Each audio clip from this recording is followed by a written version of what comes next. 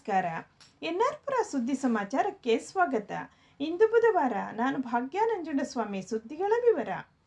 ನರಸಿಂಹರಾಜಪುರ ತಾಲೂಕಿನ ಮಡಬೂರು ಸೇತುವೆ ಸಮೀಪದ ಮುಖ್ಯ ರಸ್ತೆಯಲ್ಲಿ ಕಾರೊಂದು ಗುಂಡಿ ತಪ್ಪಿಸಲು ಹೋಗಿ ರಸ್ತೆಯಲ್ಲಿ ನಡೆದುಕೊಂಡು ಹೋಗುತ್ತಿದ್ದ ವ್ಯಕ್ತಿಯೊಬ್ಬರಿಗೆ ಡಿಕ್ಕಿ ಹೊಡೆದ ಪರಿಣಾಮ ನಡೆದುಕೊಂಡು ಹೋಗುತ್ತಿದ್ದ ವ್ಯಕ್ತಿ ಮೃತಪಟ್ಟ ಘಟನೆ ಸೋಮವಾರ ರಾತ್ರಿ 8 ಗಂಟೆಯ ಸುಮಾರಿಗೆ ನಡೆದಿದೆ. ಮೃತಪಟ್ಟವರನ್ನು ಮಡಬೂರಿನ ವಿಶ್ವಕರ್ಮ ಸಮಾಜದ 56 ವರ್ಷದ ಚಂದ್ರಶೇಖರ್ ಆಚಾರ್ ಎಂದು ಗುರುತಿಸಲಾಗಿದೆ. ಮೃತರ ಪತ್ನಿ ಒಬ್ಬ ಮಗನನ್ನು ಅಗಲಿದ್ದಾರೆ. ಮೃತ ಚಂದ್ರಶೇಖರ್ ಆಚಾರ್ ಅವರು ಸೋಮವಾರ ರಾತ್ರಿ ಮಡಬೂರಿನ ತಮ್ಮ ಮನೆಯಿಂದ ಮಡಬೂರು ದೇವಸ್ಥಾನ ಸಮೀಪದ ಅಂಗಡಿಯ ಕಡೆಗೆ ರಸ್ತೆಯಲ್ಲಿ ನಡೆದುಕೊಂಡು ಹೋಗುತ್ತಿದ್ದರು. ನರಸಿಂಹರಾಜಪುರ ಕಡೆಯಿಂದ ಬಂದ ಡಸ್ಟರ್ ಕಾರೊಂದು ರಸ್ತೆಯ ಗುಂಡಿ ತಪ್ಪಿಸಲು ಹೋಗಿ ಚಂದ್ರಶೇಖರ್ ಆಚಾರ್ ಅವರಿಗೆ ಡಿಕ್ಕಿ ಹೊಡೆದಿದೆ. ಕಾರಿನ ಚಾಲಕ ಕಾರು ನಿಲ್ಲಿಸದೆ ಪರಾರಿಯಾಗಿದ್ದಾನೆ. ತೀವ್ರ ಪೆಟ್ಟಾದ ಚಂದ್ರಶೇಖರ್ ಆಚಾರ್ ಅವರನ್ನು ವಾಹನವೊಂದರಲ್ಲಿ ನರಸಿಂಹರಾಜಪುರ ಸರ್ಕಾರಿ ಆಸ್ಪತ್ರೆಗೆ ಕರೆದೊಯ್ಯಲಾಯಿತು. ಆದರೆ ಅವರು ಮೃತಪಟ್ಟಿದ್ದಾರೆ ಎಂದು ವೈದ್ಯರು ತಿಳಿಸಿದರು. ಮಂಗಳವಾರ ಮಧ್ಯಾಹ್ನ ಅಂತ್ಯಕ್ರಿಯೆ ನಡೆಯಿತು.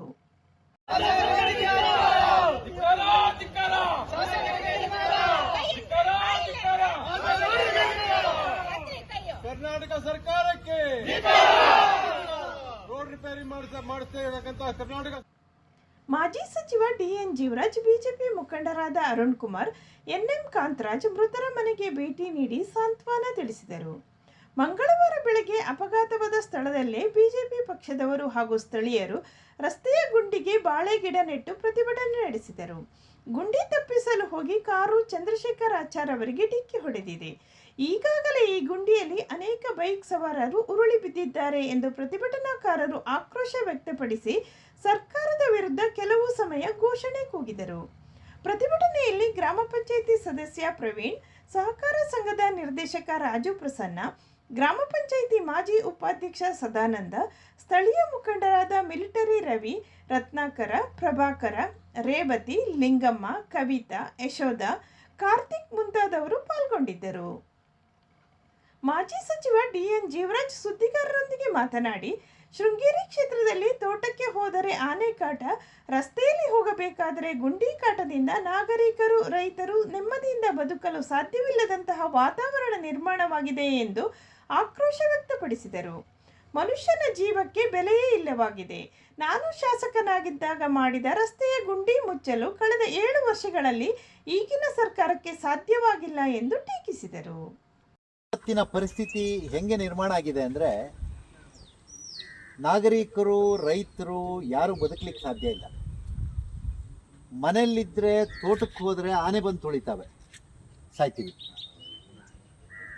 ರಗಳೆ ಬೇಡ ಅಂಥೇಳಿ ರಸ್ತೆ ಮೇಲೆ ಅಂಗಡಿ ಕಟ್ಟೆಗೆ ಹೋಗ್ತಾ ಇದ್ದರೆ ಗುಂಡಿಗೆ ಬಿದ್ದು ಸಾಯ್ತೀವಿ. ಮನೆಯಲ್ಲಿದ್ದರೆ ತೋಟಕ್ಕೆ ಹೋದರೆ ಆನೆ ಕಾಟ, ರಸ್ತೆಗೆ ಬಂದರೆ ಗುಂಡಿ ಕಾಟ, ವೆಹಿಕಲ್ ಕಾಟ. ಒಟ್ಟಾರೆಯಾಗಿ ಮನುಷ್ಯನ ಜೀವಕ್ಕೆ ಬೆಲೆ ಇಲ್ಲದಂಥ ಪರಿಸ್ಥಿತಿಯನ್ನು ಶೃಂಗೇರಿ ವಿಧಾನಸಭಾ ಕ್ಷೇತ್ರದ ಈ 7 ವರ್ಷಗಳಲ್ಲಿ ನಾವು ನೋಡಿದ್ದೇವೆ. ನಾನು ಹಿಂದೆ ಮಾಡಿರುವಂಥ ರಸ್ತೆಗಳಿಗೆ ಸರ್ಕಾರವು ಸರ್ಕಾರಿ ಶಾಲೆಗಳಿಗೆ ಎಲ್ಲ ಸೌಲಭ್ಯ ಕಲ್ಪಿಸಿರುವುದರಿಂದ ಸರ್ಕಾರಿ ಶಾಲೆ ಎಂಬ ಕೀಳರಿಮೆ ಬಿಟ್ಟು ಕಲಿಕೆಯ ಕಡೆ ಗಮನ ಹರಿಸಿದರೆ ಮಕ್ಕಳು ಉತ್ತಮ ನಾಗರಿಕರಾಗಬಹುದು ಎಂದು ಸೀನಿಯರ್ ಚೇಂಬರ್ ಇಂಟರ್ನ್ಯಾಷನಲ್ನ ತಾಲೂಕು ಘಟಕದ ಅಧ್ಯಕ್ಷ ಎಸ್ ಜಗದೀಶ್ ಕರೆ ನೀಡಿದರು. ಅವರು ಸೋಮವಾರ ಸೀನಿಯರ್ ಚೇಂಬರ್ ಇಂಟರ್ನ್ಯಾಷನಲ್ ವತಿಯಿಂದ ತಾಲೂಕಿನ ಸೂಸಲವಾನಿ ಸರ್ಕಾರಿ ಹಿರಿಯ ಪ್ರಾಥಮಿಕ ಶಾಲೆಯ 30 ಮಕ್ಕಳಿಗೆ ಸ್ಕೂಲ್ ಬ್ಯಾಗ್, ಛತ್ರಿ, ನೋಟ್ಬುಕ್, ಜಾಮೆಟ್ರಿ ಬಾಕ್ಸ್ ಹಾಗೂ ಇತರೆ ಶಾಲಾ ಪರಿಕರ ನೀಡುವ ಕಾರ್ಯಕ್ರಮದ ಅಧ್ಯಕ್ಷತೆ ವಹಿಸಿ ಮಾತನಾಡಿದರು.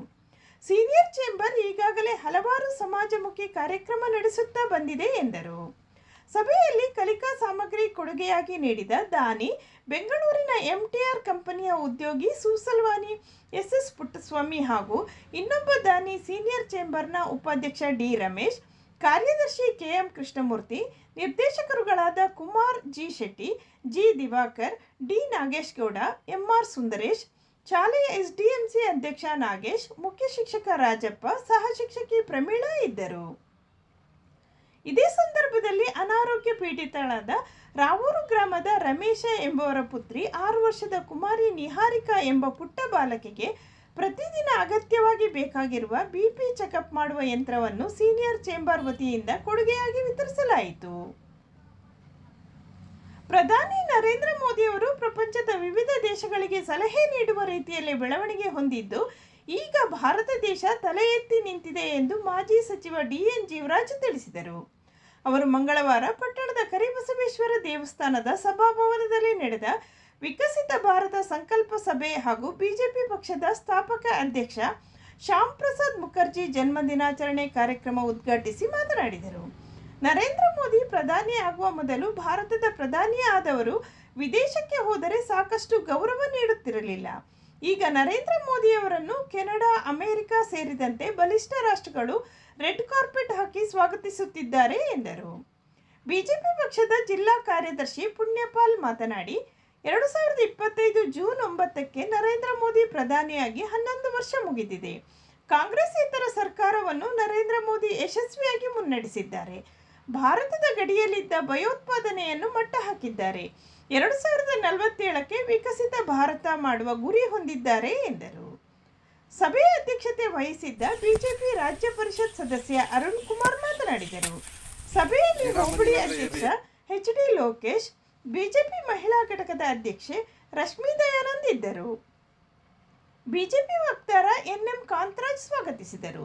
ಶ್ಯಾಮ್ ಪ್ರಸಾದ್ ಮುಖರ್ಜಿ ಅವರ ಭಾವಚಿತ್ರಕ್ಕೆ ಪುಷ್ಪಾರ್ಚನೆ ಮಾಡಲಾಯಿತು.